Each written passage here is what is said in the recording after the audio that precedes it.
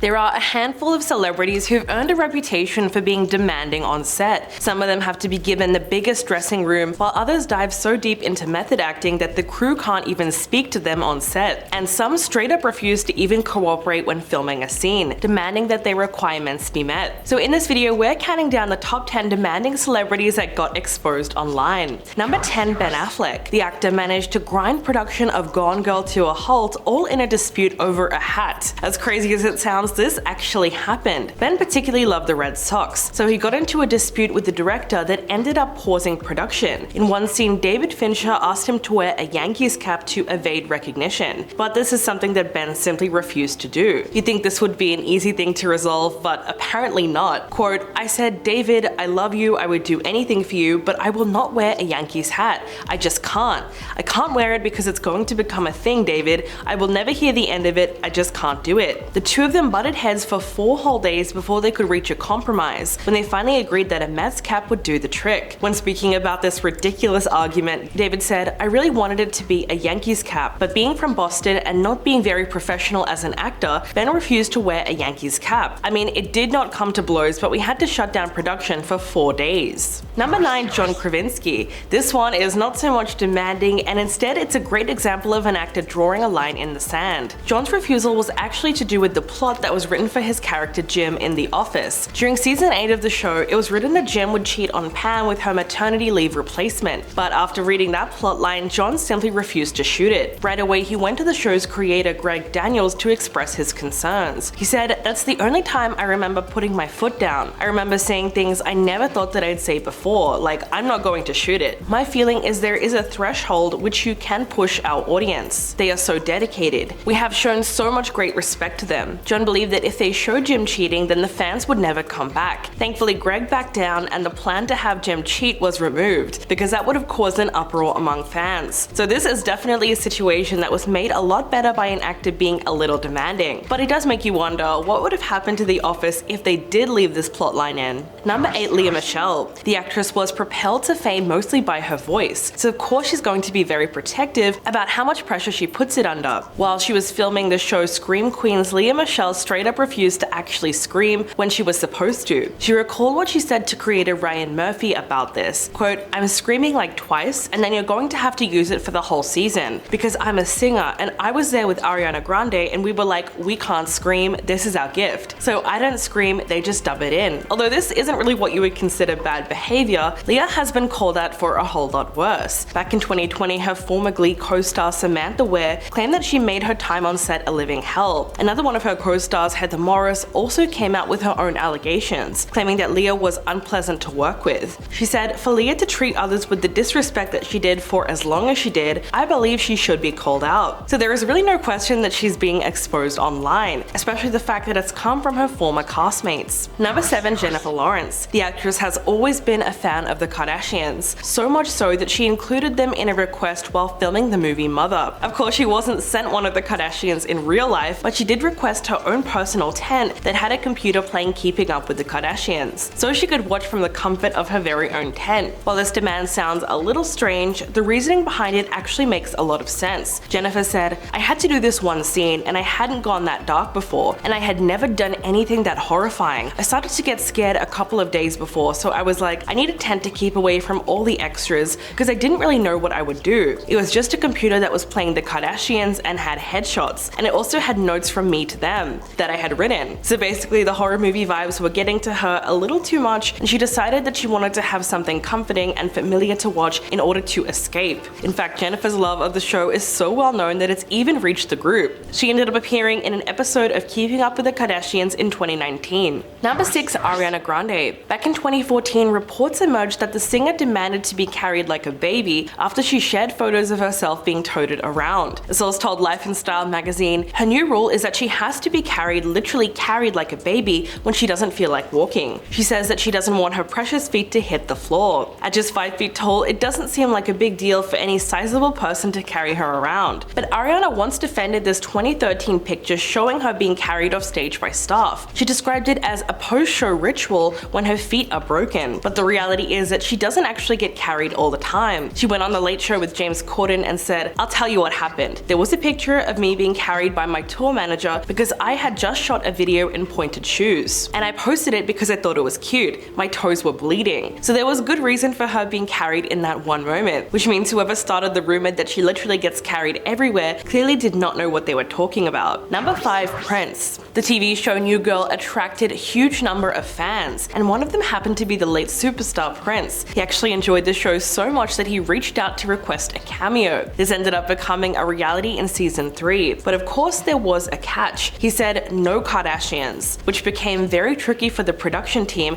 since they actually had already invited 2 members of the Kardashians to come and film scenes for that same episode. It was Khloe and Kris. Zooey Deschanel spoke out about that crazy day on set. Apparently the personal assistant took all of their scripts away from them and burned all the proof that the Kardashians were ever there. But it was a little too late for that. Zooey said, "It turns out that someone from Prince's camp said, 'Who are the celebrities? I hope it's not a Kardashian.'" Lamorne Morris also mentioned this incident and said, "Prince shows up early, so he's sitting in a video village and he's watching the screen and he goes, 'What are the Kardashians doing here?' They said, 'Well, they're in the show. They've been invited to a Prince party.' And in response he says, 'They would never be invited to a Prince party.'" Number 4. Arnold Schwarzenegger. In order to persuade the actor to return for the 3rd installment of Terminator, the filmmakers had to agree to a contract that contained some wild stipulations. First of all, Arnold would receive a $29.25 million pay or play fee, which basically meant that he would get paid even if the film never ended up getting made. He would also be given an additional $1.6 million for every day of shooting that ran over the planned 19-week schedule. Added to that contract was his perk package, which included even more over-the-top conditions, like $1.5 million for private jets, a special trailer which was made into his gym, 24/7 limousines, personal bodyguards, and 3-bedroom suites on location. But of course, all of his demands were met considering that he was so intrinsically tied to the franchise. And this was not even the first time when the director had to say yes to his negotiations. During the filming of the movie Twins, Arnold wanted compensation. He demanded more than 20% of the movie and the video cassette sales profits apart from his whopping salary. So he definitely has a business-centric mind in terms of money, and he knows his value as an actor, and that's not necessarily a bad thing at all. Number 3. Daniel Day-Lewis. The actor is famous for his dedication to method acting, and the way in which he becomes his character has led to some pretty crazy demands while filming. One example was when he was playing a character with cerebral palsy in a movie called My Left Foot. During the filming, he asked to be lifted to his car every morning and driven to the studio where he would be transported into a wheelchair and then taken onto the set. They would even have to carry him in his wheelchair over the cables to get to the actual set. This would be repeated at the end of the day of filming, and he would be taken into restaurants around Dublin where he would insist on being spoon-fed. He also refused to call anyone by their name or be called by anything but his character. Daniel even started messaging old-fashioned texts to his co-star Sally Fields 7 months before they started filming. Of course, there is a point where all of this gets taken a little too far, and even though it might have enhanced his performance on screen, method acting usually just makes everything a whole lot more work. And in this case, it was the physical work of having to carry him everywhere when he was perfectly capable of walking himself. Number 2. Mike Myers. The comedian was said to have a powerful hold on the production of The Cat in the Hat. His co-star Amy Hill claimed that he was afforded a level of control and freedom to do pretty much whatever he wanted. She said that Mike even had a man whose sole responsibility was to hold his chocolates for him and bring him them whenever he wanted some. She described working with him as a nightmarish experience. Hill claimed that he selfishly kept everyone waiting for hours, overruled the director, and even had someone standing by just holding his personal chocolates in a dish. Quote, "It was so weird. It was just the worst. I was miserable." She said he would just be with his people and walk away. People would come and he would just stand there. There was a guy who held his chocolates in a little Tupperware. Whenever he needed chocolate, he would come running and give him a chocolate. That's what divas are like, I guess. And this behavior lines up pretty well with numerous reports suggesting that Mike can be a bit of a control freak and that he makes a ton of demands of his assistants. Another story involves a fan that offered to buy the actor a drink. After telling him how much he enjoyed his work, Mike allegedly just looked at him and said, "I can afford my own drinks." He cursed at him and then he said, "Save your money for my next movie." And coming in at number 1, Gary Busey. The actor once took issue with the set design of a film that he was in, complaining that it wasn't realistic at all. He then demanded that things were changed. The film in question was called Quigley, where his character is supposed to die and then come back to life as a Pomeranian dog. But to understand Gary's issue, you have to know that in 1988, he was involved in a motorcycle accident